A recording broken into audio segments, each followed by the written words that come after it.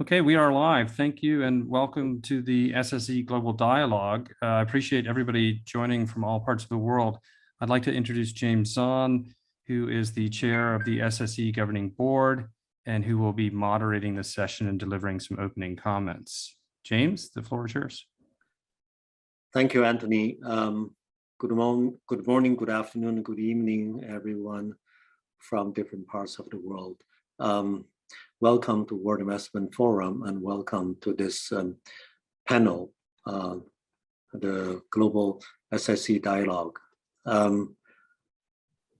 It is really a great pleasure for me to now work with this panel, and these eminent members of the panel are also members of the UN Sustainable Stock Exchange's Independent Advisory Committee.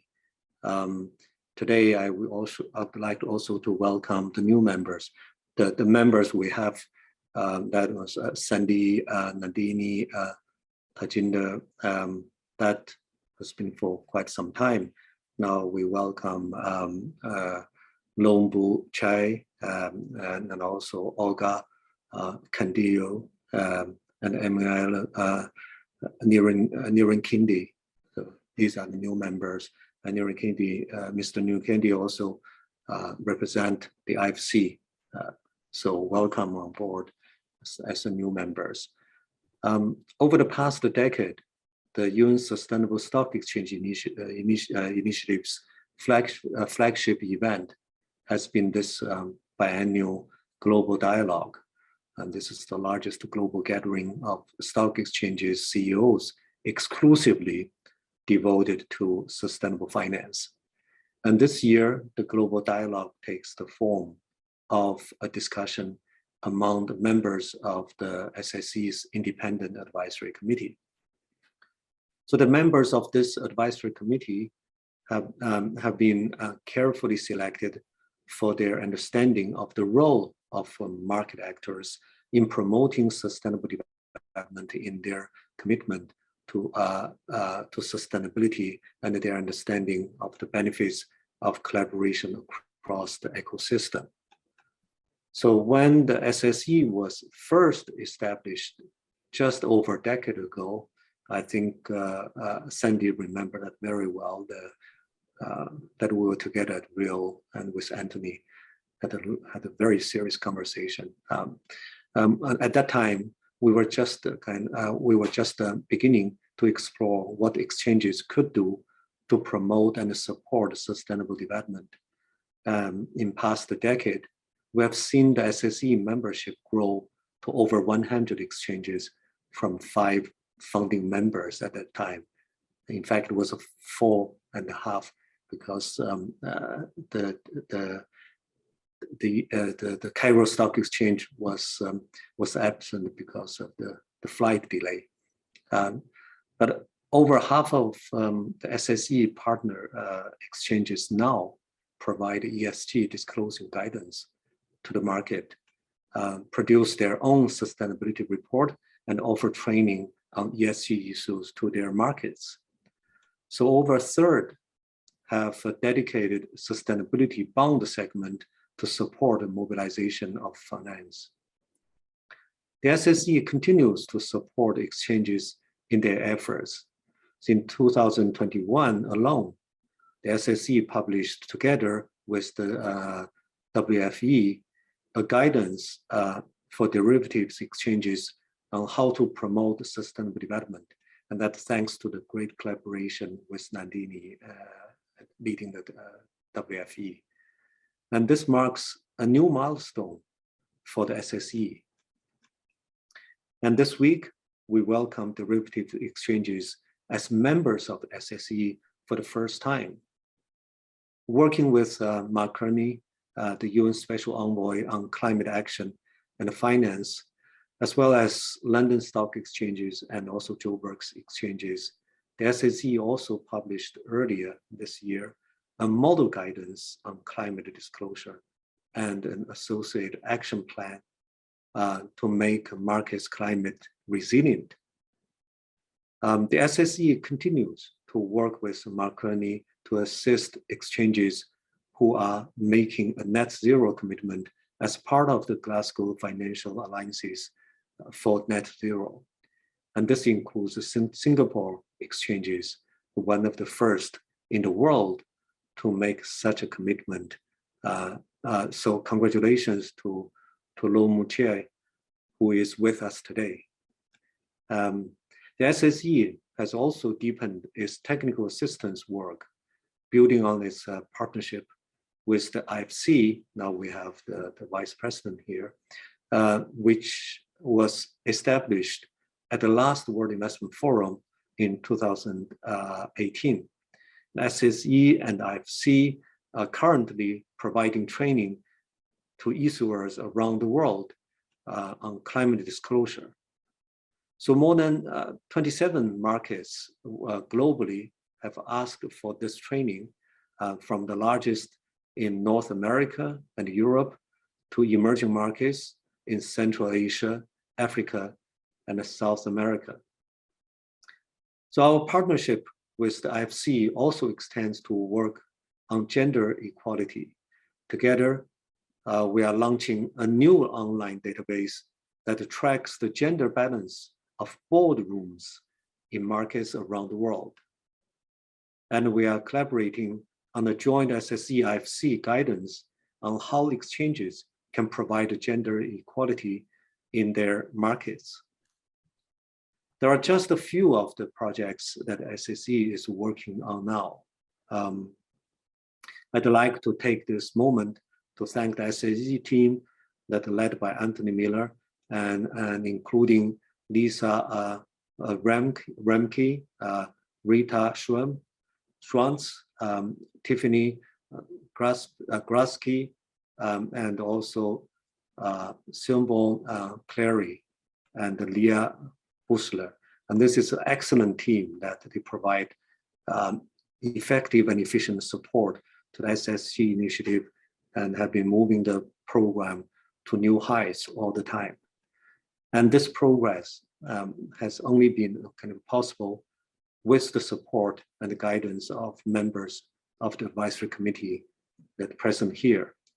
So today's session takes a moment to reflect on where we have come from, and but also more importantly, to look forward, to identify where there are still barriers to change and where there are opportunities to further advance the role of exchanges. We look forward to your inputs to help shape the work program of the SSE. 1 hour live panel we have. So members of the SSE International Advisory Committee, let me just try to properly introduce them. Anthony, should be over to you, right? Oh, I do it, okay. Sorry for that. Now, first on the list, I have Tajnder Singh as the Deputy Secretary General of IOSCO, the International Organization of Security Commissions. And then we have Sandy Frucher, Special Advisor and a former Vice Chair, Nasdaq. Sandy has been instrumental in the process of establishment and the working of the SSE. Many thanks, Sandy, for that. We always remember that. And we have Olga Cantillo, CEO, Latinex, President, FIB, and Loh Boon Chye, CEO, Singapore Exchange, Emmanuel Nyirikindi. I'm really sorry if I pronounce it wrong. This is Vice President of International Finance Corporation, IFC. Now, issues to be addressed. The questions that I would like to ask the advisory committee members, I will ask them one by one, and then overall we'll cover towards the end the overall issue areas that we would like to cover today. So my first question is to Nandini, the CEO of WFE. Nandini, the WFE has really been a leader in supporting exchanges to improve their understanding of sustainability issues and working with SSE to mobilize exchange actions on sustainability. So please give us an overview of the types of things that the WFE has been doing and where you see the WFE playing a role in the future. Nandini. Thank you, James. And really, let me start by congratulating, the SSE, not just for, the great partnership that you have had with us at the World Federation of Exchanges, but also in general for the support and leadership and encouragement you have given our industry. As an industry, I think it's really important for us to hear from organizations like the UN, encourage and have us supported publicly by institutions like the UN, who affirm not just the value of the ESG, of the very considerable ESG mandate that exchanges have had and grappled with for the last 15 years, but also for organizations like the UN to come forward in support of the value of public markets, bearing in mind what an integral role this has in the ESG kind of debate in general. I mean, if you think about the values of public markets, they are all about inclusivity, access for all, transparency, accountability, good governance, disclosure, and appropriate levels of investor protection. And those are all, while we don't talk about them every day in terms of the ESG mandate, that is really at the heart, of what good sustainability practice looks like, right? It's about these important, fair, transparent, and orderly markets. So with that, really, what I wanted to say in my brief remarks, because I'm keen to hear from the other speakers as well, is I wanted to mention perhaps, talk about maybe 3 or 4 themes, which I think are particularly relevant today and will be instrumental in shaping the future for all of us as we look to ESG. The first, and that we are all living, is the mainstreaming of ESG. So those of us around this table have been working on ESG for the last 15 years, perhaps, well before it became mainstream. So what does it mean now that ESG is mainstream? There is a challenge, but there is also such a great opportunity. And those both need to be balanced side by side. More importantly as well, in many markets, especially the exchanges there are many markets last year in our survey, we found that a third of markets exchanges were really, the frontline regulator on ESG. So what does that mean really for all of us as this topic matures and becomes mainstream? So that, it isn't an answer, it's a question really that I leave with all of us to think about. The second is really the value of partnership, and that I think is something that's very close, very dear to all of us around this table. We have had a great partnership with the SSE, and that's important because, as I said, exchanges can't do this alone. We need to have the support of organizations like the UN. We need, for us, the sustainability mandate is an ecosystem conversation. It isn't just about us speaking internally to ourselves. So there's a lot of value in partnership. We're keen to continue to have the partnership.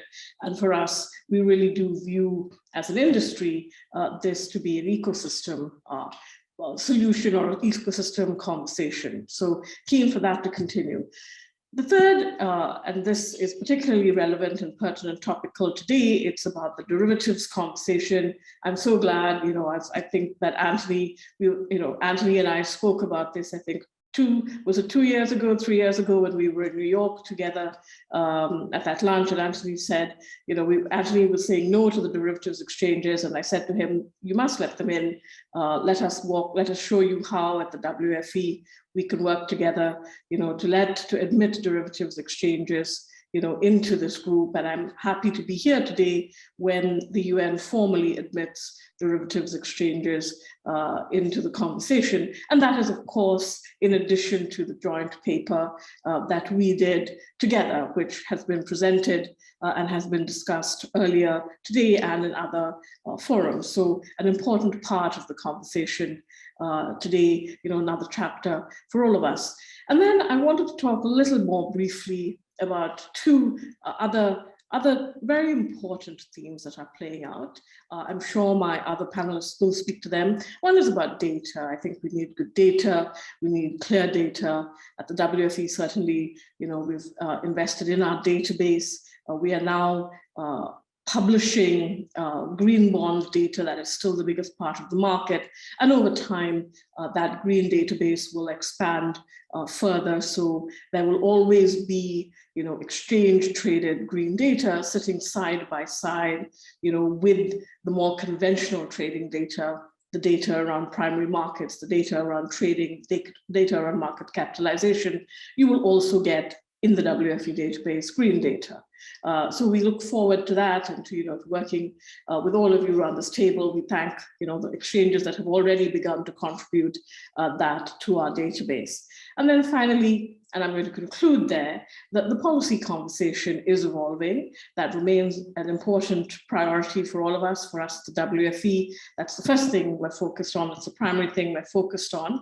And reflecting really on our annual survey, which maps the industry activities now in its 7th year, we look this year, 5 respondents reported engagement in all 12 listed ESG initiatives, whereas no respondents had no initiatives. So really exchanges are continuing to grow and grow in terms of their engagement with ESG initiatives. So this for us is only a conversation about growth. So with that, let me say thank you and turn it back to you.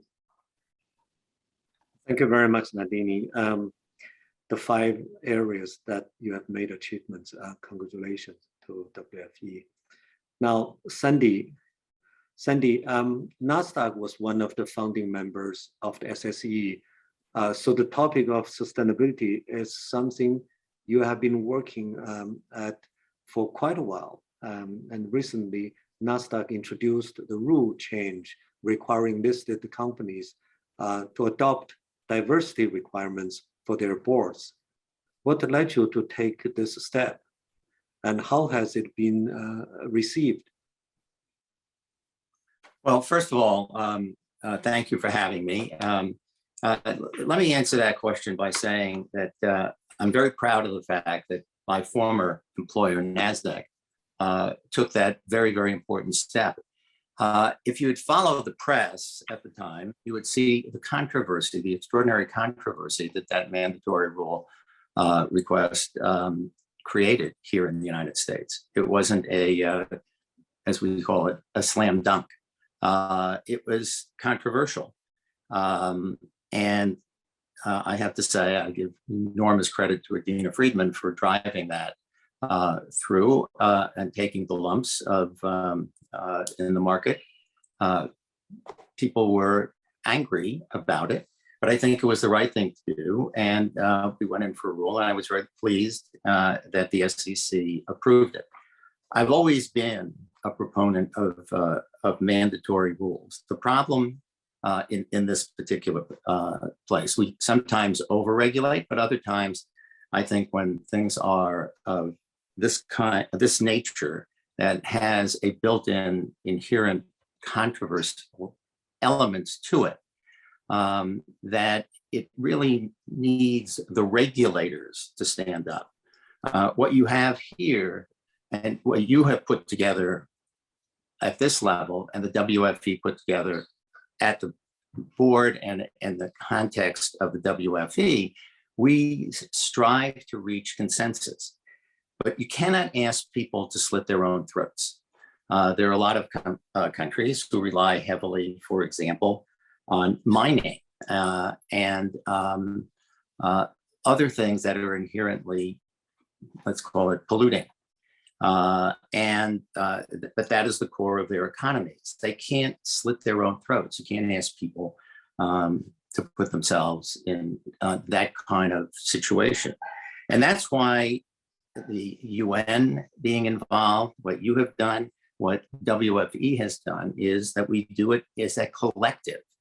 And that collective has power to present things, to have them discussed on a global basis.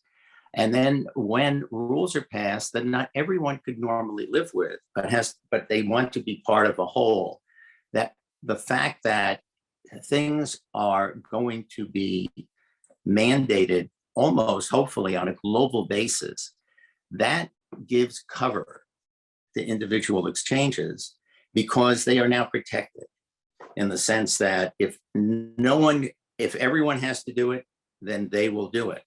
And so investment, which is fungible, you can move it around. You can have choices about where you want to invest your money. If the rules are uniform, then it is ultimately easier. It is a slower process. It's a difficult process, but you have hung in, the WFE has hung in. And I think what Adina did is should be the beginning of taking what is the most relevant components of sustainability and have it presented to the international regulatory organization, IOSCO, and they should also then go back to their local regulators and push them towards greater, greater visibility and to mandating the core elements of sustainability. This isn't a question of competition. This is a question of protecting the future generations, protecting our planet. And I think we have to be aggressive in doing it, but I think we have to act collectively. But within that, they're going to have to be leaders. And that's why I was very proud of what Adina did. Thank you, Sandy. Sandy, you mentioned several times the role of regulators. And in fact, you did that even back at early days when the SSE was established, that regulators have to be on board. So Tajnder, IOSCO has, in the past few years, rapidly expanded its focus on sustainability in the context of financial markets. So what are your priority focus areas, and what do you believe the role of securities regulators is in relation to sustainability? Thank you, James, and Anthony. Thank you for the invitation to this event, and I'm glad to be among friends here, old and new. So you kind of set it up very well. I don't know if it was something you had pre-designed. I don't think so, Sandy and you, but I think you set it up pretty well for me here for regulators, because it is a non-trivial question. Why is IOSCO interested? Why are securities regulators interested? And I think clearly what we are seeing is this flood of investments into ESG and sustainability related products. That's absolutely a good thing. It reflects the growing recognition of the material impact of climate change. And of course, as far as corporates are concerned, that there are the ESG risks, they have an impact on corporate performance. Now, what that has, of course, resulted in is a variety of sustainability reporting frameworks and standards. And that, to start with, was a good thing. But it has now resulted in sustainability reporting that is incomplete and inconsistent across jurisdictions, some of the things that we were just discussing now. And what that does is that it hampers investors' ability to make informed decisions. And it raises concerns around mispricing of assets, and of course gives rise to risks of greenwashing. And therefore, clearly what we need now is trust in the markets. Now, securities regulators are not policymakers. They don't have a policy agenda, usually speaking, in terms of climate change. And personally, a lot of us believe in the thing. But as organizations, IOSCO is not an advocacy organization, in favor of progress on climate change as a broader policy agenda. But clearly, we do get into the picture when trust is needed in the markets, and indeed trust is needed in the markets for sustainable finance to work at scale. Now, let's break it down. What are the core elements of this trust? So as far as investors are concerned, clearly investors need information, they need investor protection. At the level of markets, we were talking about exchanges, markets, you need market integrity. And then from a macro perspective, you need financial stability because of all these things in terms of the transition risks and so on, and physical risks. Financial stability could be impacted. Now, investor protection, market integrity, and financial stability, they are all the objectives of securities regulation.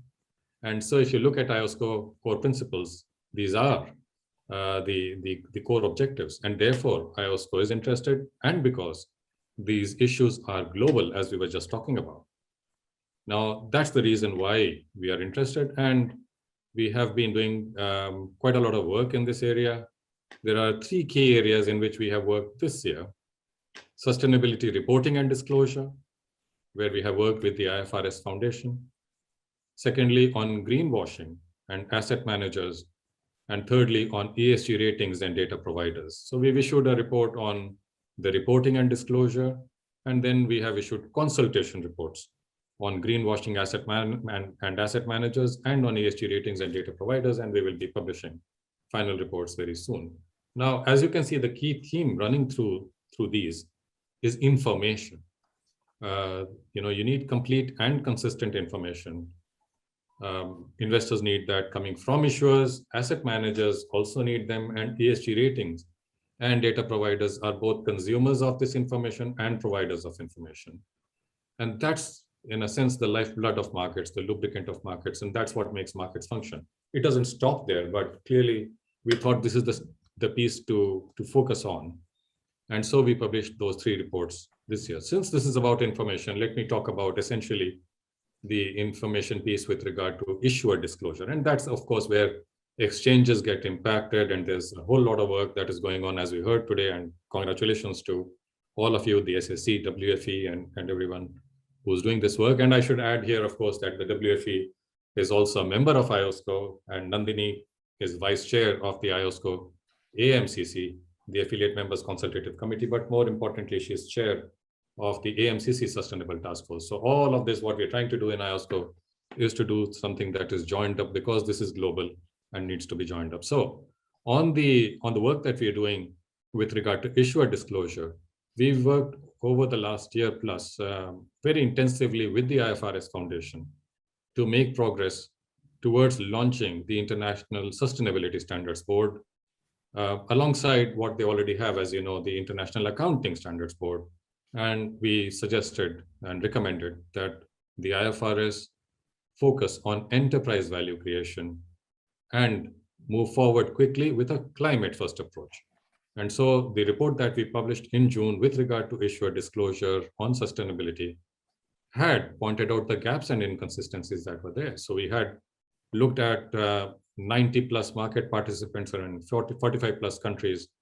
So we had said that there are indeed problems of inconsistency, incomparability, and in fact, that could lead to greenwashing, whether by design or not. But we also said that the right solution is the IFRS solution. We had also suggested a few of more micro things, and I'll get into them a little bit more.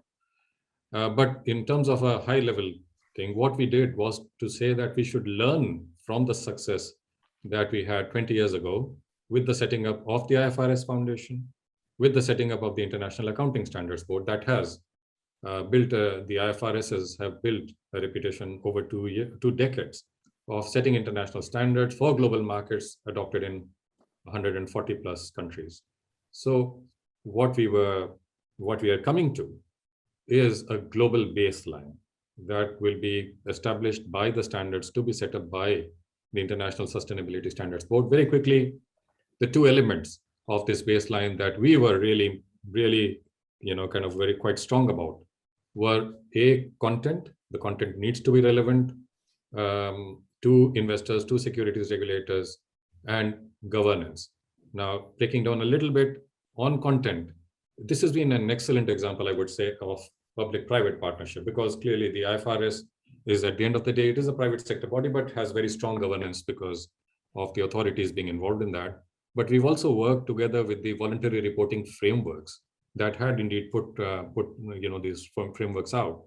And that has been really, really good work. And in a sense, that work by all these bodies and where they have come together jointly, that is yet another example of how people had really thought people who could normally be seen as competitors actually came together to work. And so we have what we call a running start. A running start that is produced by these, one might call, best of breed frameworks. And that has incorporated expertise and proven content from the most widely adopted frameworks and standards out there. And we know we wanted also the content that helps to deal with greenwashing. Now, so that's on content, but also on governance and robustness. What we've had in the process so far, and we will have once the ISSB is formally set up, is multiple layers of checks and balances between the private sector and public oversight with the participation of securities regulators. And that's where the monitoring board, for instance, is involved, because the IFRS has a 3-tier structure.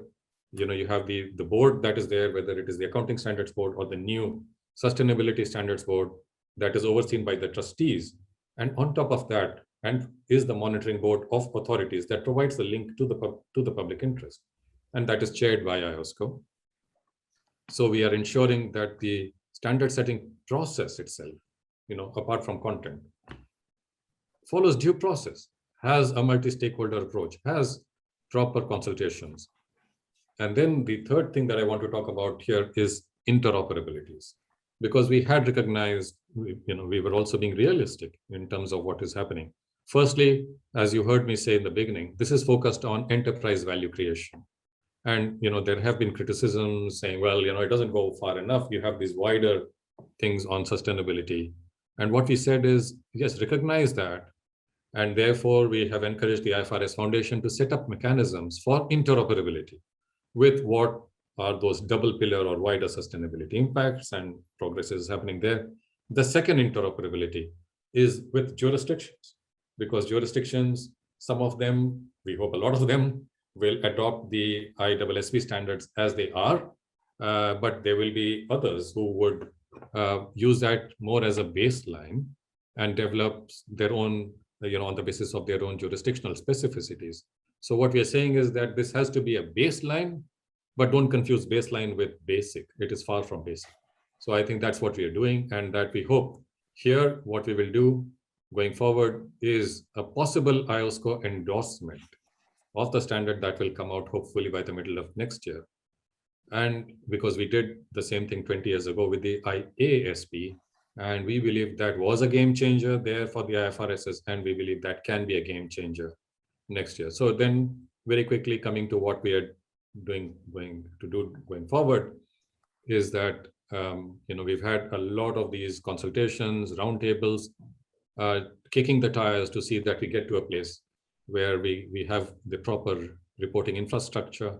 We've engaged also with the G20, and in fact, IOSCO was the lead knowledge partner with the G20 Sustainable Finance Working Group, and that has essentially, talked about the work we have done and the path forward for us. Securities regulators have been formally engaged in the standard setting process, and IOSCO's technical experts group is already interacting with the IFRS as if they are setting out a prototype at this moment. As I said, talked about the endorsement that can help with the adoption across IOSCO's global membership. But we don't stop here. There is work going forward where we have already started thinking about assurance, because we will need to be able to ensure that audit standards can be quickly built in this area. Asset managers and greenwashing and ESG ratings and data providers, we will be finalizing the reports.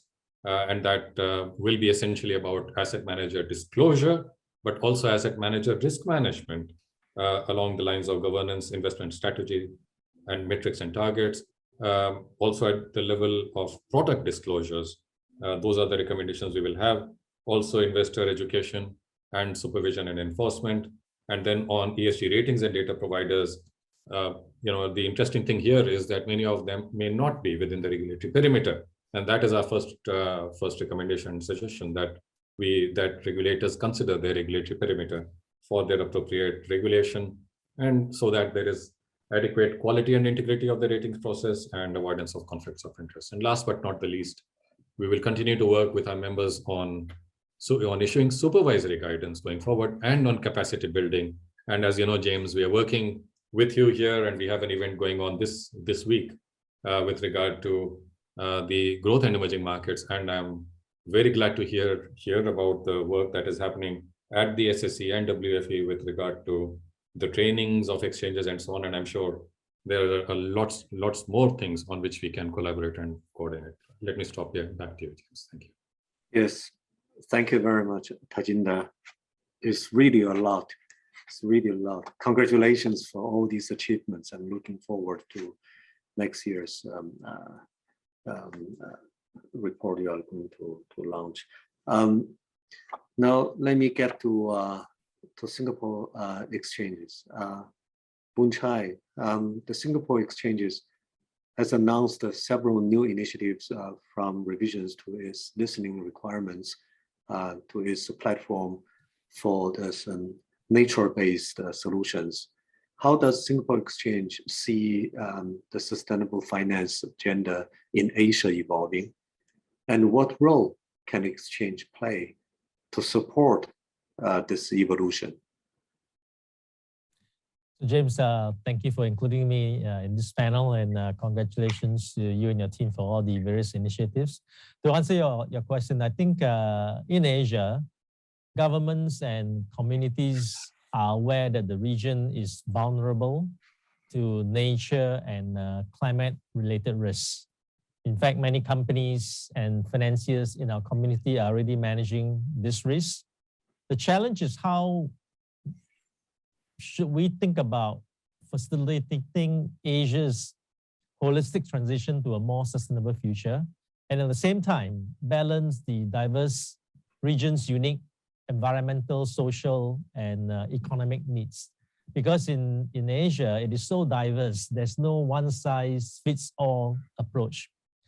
So as an exchange, we have, I believe, a unique position at the center of the market ecosystem.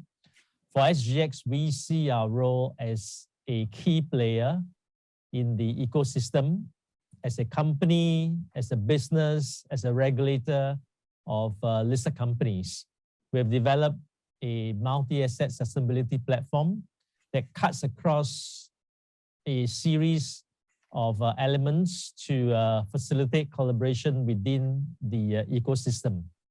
We're also conscious that industries and companies are at different stages of their sustainability journey. So hence, we need to think of how we can support the various stakeholders without labeling anyone. So first, from an ecosystem perspective, we at SGX recently released a guide on credible decarbonization transition. This is to provide corporates with a set of actionable climate mitigation steps. And these steps are: first, measure your carbon footprint; two, set emission reduction targets; third, reduce the absolute emission footprint; fourth, neutralize unavoidable residual emission; and then fifth, compensate your emissions and bring it down year on year; and last but not least, disclose your progress. As a company, we are following our recommendation. James, you mentioned earlier, SGX was the first Asian exchange to commit to a 1.5 degrees Celsius aligned science-based emission reduction target.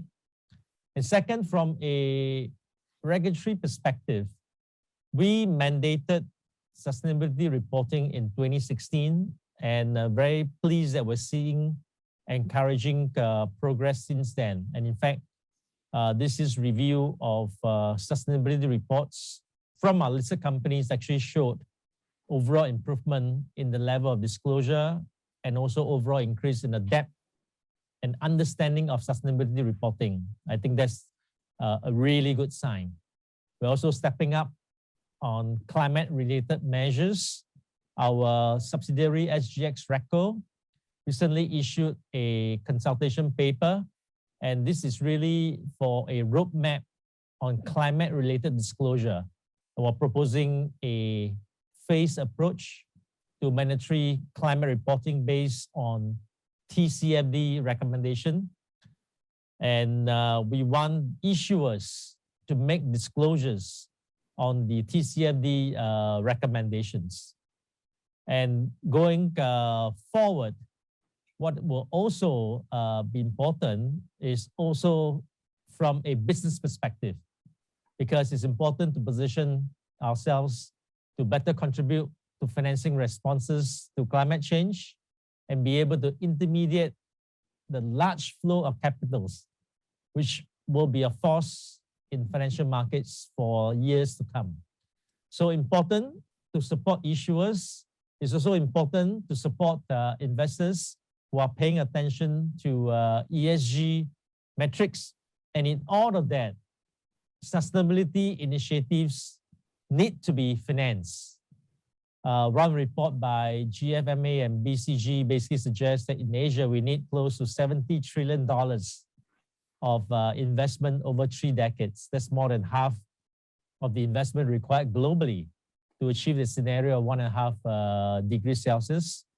And at SGX, we continue to try and build a portfolio of sustainable and transition finance solutions across different asset classes. So in summary, I would think through different facets, we hope to facilitate Asia's holistic transition to a more sustainable future. And at the same time, very important to balance the diverse regional needs in Asia on ESG requirements. Okay. Thank you, Boon Chye. This is really impressive. Congratulations. Now I have Olga. Olga, as we know that the uptake of sustainability among the corporates and the providers of finance takes on different characteristics in different parts of the world. So what would you say are the primary features of how sustainability is understood and approached in Latin America? What are the issue areas that are of specific concern? Good morning, James and Anthony. Thank you for the invitation. I would have to say that same as Singapore has just mentioned, in Latin America, we have approached sustainability differently from other parts of the world. While some of our capital markets are very well advanced in sustainability, some of us have ways to go and do some catching up. And to put this into perspective, I'd like to share with you briefly some of the results that we concluded in the Sustainability Committee of FIAB that was conducted just about 2 months ago. And before I mention that, I'd like to say that FIAB is the Ibero-American Federation of Stock Exchanges and Security Markets. And we grouped 24 members from Latin America and in Spain.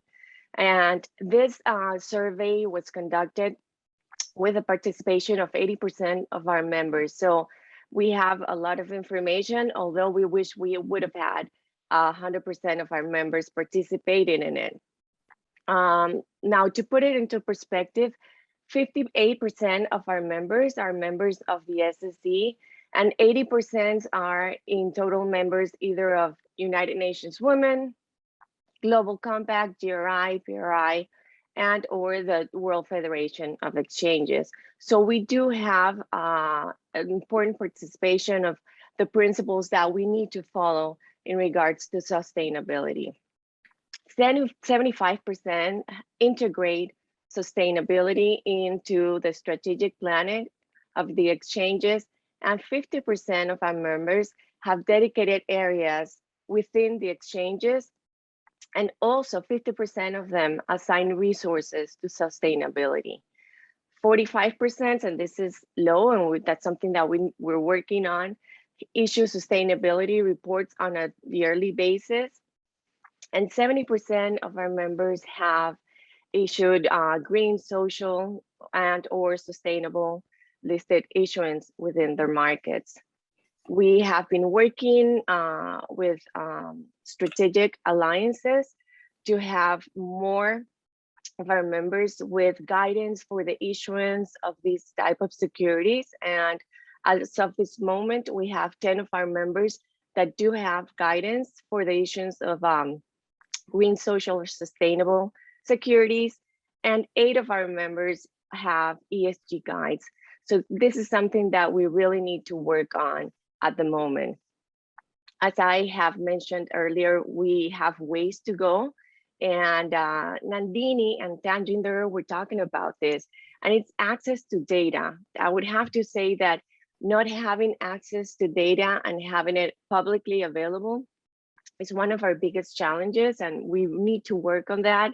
And also the survey, and this is something that I didn't mention, but also the survey gave us results that were not necessarily surprisingly, but it gives us something to work on as an opportunity, and that's in gender equality on boards and in executive levels in our membership, and also having, as I mentioned before, listed companies complying with the transparency that is needed when doing sustainability reporting and disclosure. And this is something that it's very important for us, so we can have also on the investor side the needed information for investors to drive through impact investments. Lastly, we continue to work along with stakeholders and policymakers to promote and embed sustainability within our markets and advance in complying with the Sustainable Development Goals. James, back to you. Thank you. Thank you, Olga. Thank you. Emmanuel, as an investor and advisor in emerging markets, what does the IFC see as the role of the exchanges in promoting sustainable development and the ESG standards? What is the benefit for the IFC of working with exchanges and initiatives like our SSE? Emmanuel. Thank you, James. Good morning, good afternoon, good evening to everyone. And first, I'd like to join the others, James, in congratulating the SSE for your strong initiatives and thanking you for a strong partnership. Let me also say how thrilled I am to be here amongst so many ESG enthusiasts and to discuss the critical role exchanges play in green, resilient, and sustainable capital markets. I have 3 key messages. So the first is, at the IFC, we believe that increased ESG disclosure is a key element in supporting the creation of sustainable capital markets. We believe that market regulators and stock exchanges play a very critical role in promoting ESG requirements for companies. They act as a lever and amplifier through their issuer base to bring changes to the wider market. I mentioned that there is a growing investor interest in companies that are engaged in sustainable business activities. Investors want to understand how companies are tackling issues such as climate change, gender diversity, or supply chain risk, which may have a material impact on their business. Therefore, we see that there is a clear and urgent need to provide guidance for issuers to improve their ESG disclosures, including on climate. This, we believe, is key in allowing investors and other stakeholders to integrate ESG and climate considerations in their investment decisions. From stock exchanges and regulators, there is an interest in preparing climate disclosure regulation and training for issuers, as well as integrating broader sustainability practices. You've also asked, James, what is the benefit for us as the IFC for working with exchanges and initiatives like the SSE, which leads to my second key message.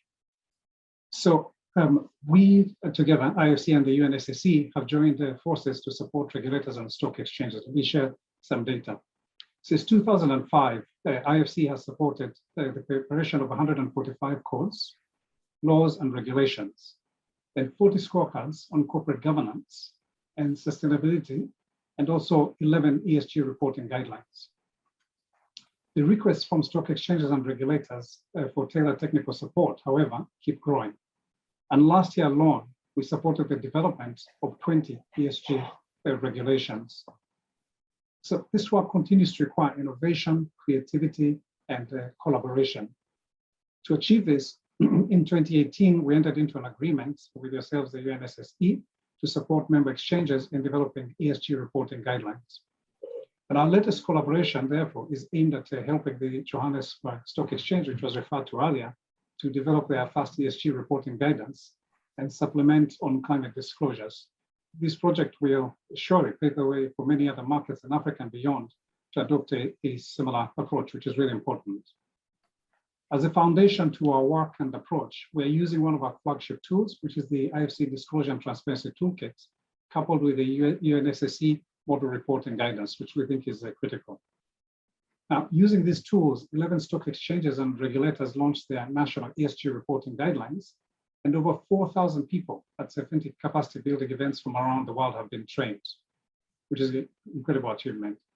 This work is feeding into the development of IFC's ESG disclosure and transparency online platform, which will provide additional guidance and resources to support exchanges, regulators, and other capital markets participants. And our teams and partners, we believe, will be busy in the coming months as 23 additional stock exchanges have requested support, including stakeholders from emerging markets. My third key message is actually related to the future, which is that we want to expand our collaboration with the UNSSE to increase the capacity of exchanges to address sustainability-related issues, such as climate. So in looking ahead, we would like to expand collaboration with the UNSSE and the Climate Disclosure Standards Board, CDSB, with a new workstream on climate disclosures, training, and guidance. I'm thrilled to announce that we also intend to strengthen our collaboration with the UNSSE through signing a cooperation agreement in the near future. We believe that doing so will expand our partnership from the current ESG disclosure workstream to include research, capacity building, and technical support on climate disclosure, gender equality, and SMEs. So I'd like to once again commend the SSE UN initiative for a decade of impact and progress. We at IFC are committed to working together with you to help stock exchanges become market leaders on sustainability and transparency for the years to come. Thank you. And over back to you, James. Thank you, Emmanuel. Thank you for the collaboration, and thank you for your leadership and supporting for the future collaboration. We're really grateful to you and to IFC for the support. This is the first round. We have 8 minutes to go, and I was told that by the time at 4 o'clock we'll be cut off whether we finish or not finish. I have 3 questions for all of you. How do we collectively work to ensure that we continue to promote the incorporation of sustainability considerations into the capital markets to ensure that the markets support the sustainable development agenda? And what are the key issues that SSE should be focused on in the coming years? How can SSE best support markets in their sustainability efforts? You can pick up one of the questions and then just advise us. I think this is guiding the SSE in its future work. So whoever wants to speak first, and just raise your hand. I think Sandy raised his hand several times. I know you're adjusting your camera, but I just put you on the spot. I was going to say, I was adjusting the camera. Well, I would say that, first of all, I think the report from IOSCO and what's going on in the world, around the world, is very encouraging. A little slow, but these things do take time. I think it's very, very important in our efforts to get people to voluntarily go along, as well as mandating people to go along, is to provide some exchange. If you talk to companies, particularly the smaller companies, those companies will tell you that they are overburdened with massive regulatory obligations and reporting requirements that take up a significant percentage of their time.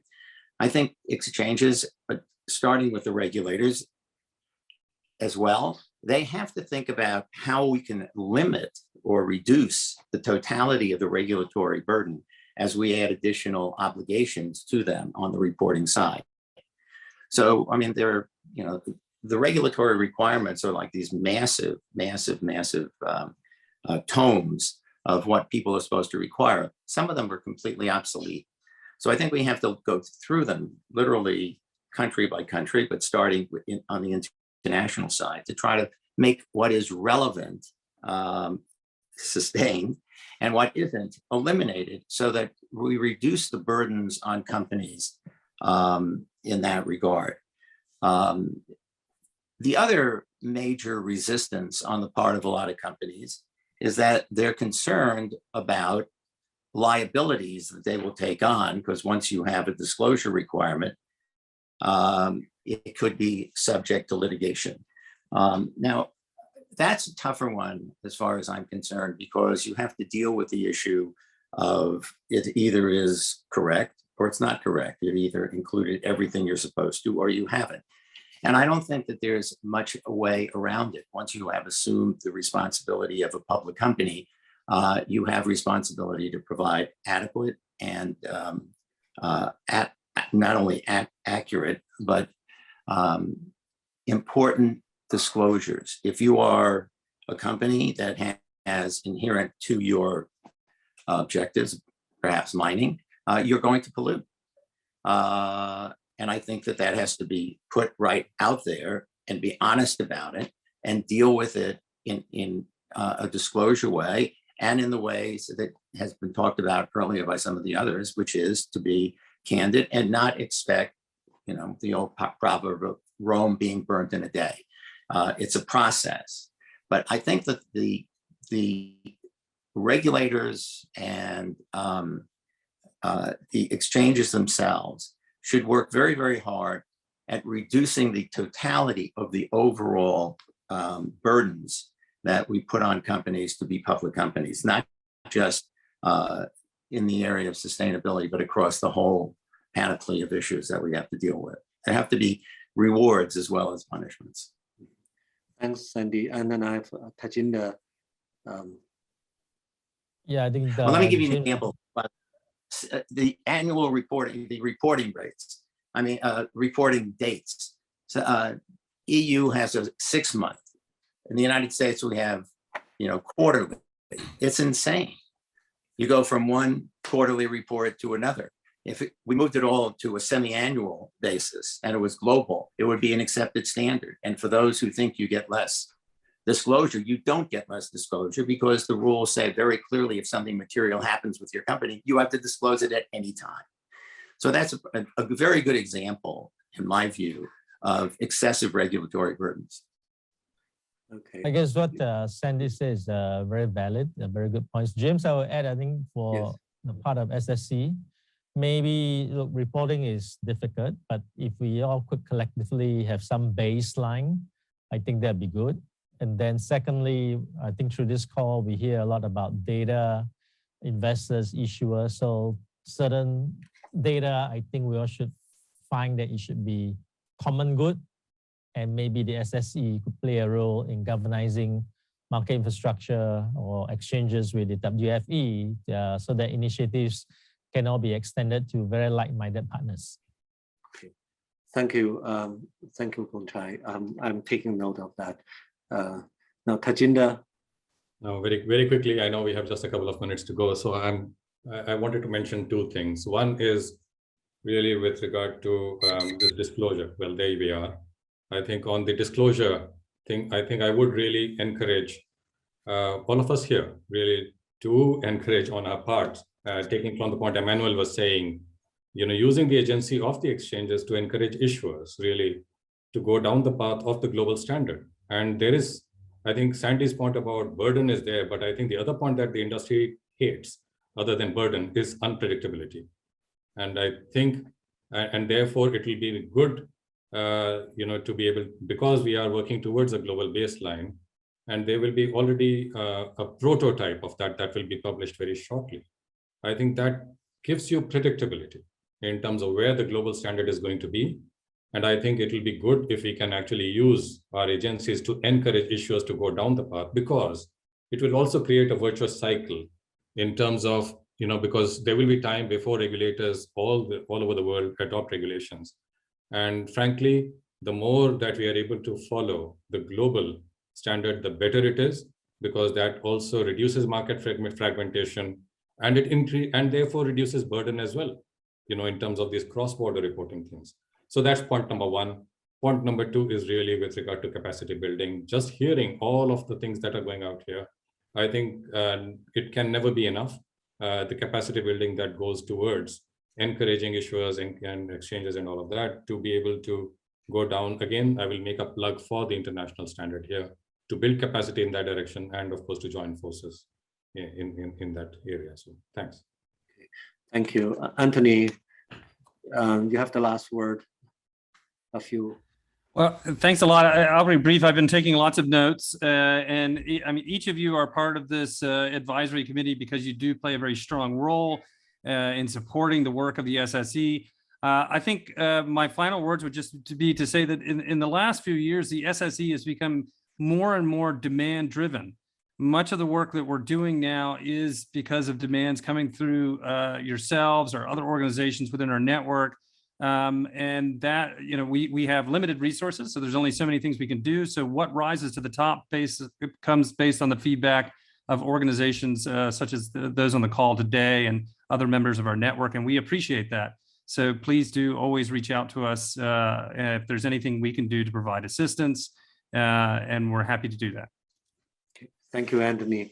Once again, on behalf of the board of the SSE, my colleagues, and also at UNCTAD, I wish to express our gratitude to all of you, not only for participating in this event and contributing your thoughts and suggestions, but also for the support over the long time. And we still have a long way to go, and still count on your support and your collaboration. And in case you need anything from our side, please do let Anthony and me know, and we'll do our best to support your work and your course. Thank you very much. See you soon. Thank you. Thank you. Bye. Thank you. Bye. Bye-bye.